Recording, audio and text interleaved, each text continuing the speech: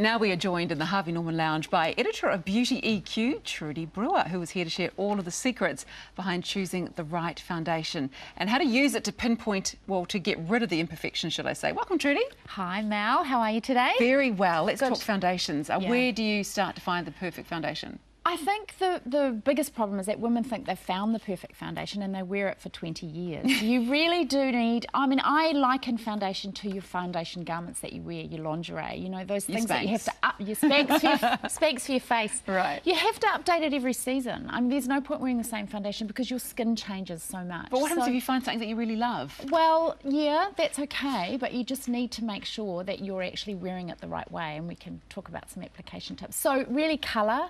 I think an SPF is essential today because it's the barrier to your environment. And look for a product that's got some antioxidants and some skincare benefits. So it's not just like the old days where you'd paint it on your face and you leave it. There's some really things that are really working in there, isn't there? Yeah, there are. And because it's between you and your skin, basically you can absorb all that goodness from your foundation. A lot of women don't wear it because they say it's not good for you, but nowadays foundations contain antioxidants, SPFs, hydrating benefits. It's a brilliant thing to put between you and the sun and the barrier to the environment. Sounds perfect. What about the colour match? Because that can go terribly wrong on some people, can't it? We've all seen those lines around the chin. Well, firstly, I always use two foundations and I blend them together to customise a good shade to match my skin, because your skin is not the same colour all over. You know, it tends to be slightly uneven around the jawline. After summer, it can be a little bit different colour to your neck, or your neck can be a different colour to your face because you might have put sunscreen on your neck. So what I tend to do is do a pump of a slightly darker colour and one that's almost the same colour as my skin, and then just apply foundation where you need it, not as a mask all over your face. So I often step back from the mirror and see what needs covering and just put foundation there. That sounds high maintenance though, for us who like really, really simple things. Mixing two together, is that something we can all do? It's not really, because everyone's got a drawer of foundations that weren't quite right. That's true. So it's a great way to use up the ones that you bought that you thought, oh, this is a brilliant colour, but it actually doesn't suit me now because it's summer. And only on the parts of your face where you need it, you say?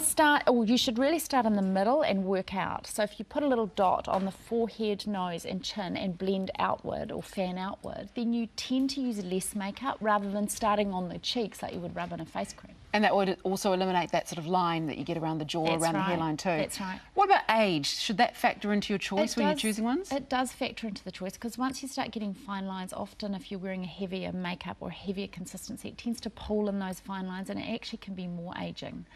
So I have this great little tip where I'll put a foundation on and then I actually get a face oil and massage it into my hands and just press it on over the top. And it actually just blends the foundation a little bit and gives you a bit more luminosity, which you need as you get a bit older. That's interesting, because many people would go that they've got more lines and wrinkles, they need to have a heavier foundation to fill them. Yeah, it's the opposite. Absolute opposite. Less is more. What about so you mentioned the application tips with the oil. That works for all skin types? Probably not an oily skin. There you could just use a little bit of dusting of light translucent powder. But for most women are pretty dehydrated at this time of the year, so it's quite nice, especially just on the cheek area. A little bit of extra moisturiser or a face oil on top of a foundation that could be too heavy. It actually just knocks it back a little bit. And there's loads of different formulations, isn't there? And you've brought a few in here for us to have a little look at. And price brackets as well, obviously. That's right, and forgive me if I've forgotten anyone. I mean, I think the easiest texture to apply is a liquid. You can spread it a lot easier. A lot of caked foundations and powder foundations can look a lot heavier if you're not that great at putting on makeup. So there's quite a few here. The top of the line would probably be Privage from Elizabeth Arden. That contains a really powerful antioxidant called IDbenone. And what it does is it actually puts a shield between you and the environment. So it corrects your skin while you're using it. It's great for anyone with brown spots, pigmentation, dehydration, dryness. So that's skincare with a tint. That's what we want. Makeup with benefits. Sounds perfect.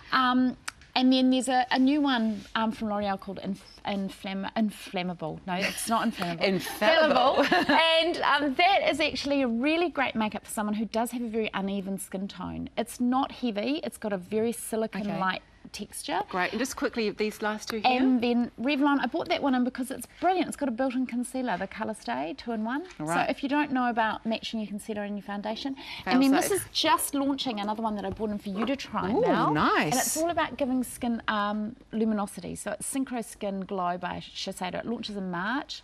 Right. And it's just heavenly. It's like a luminizer in a bottle. All sounds perfect. It's got the SPF 20 in it too, and Yeah. that one's launching in March.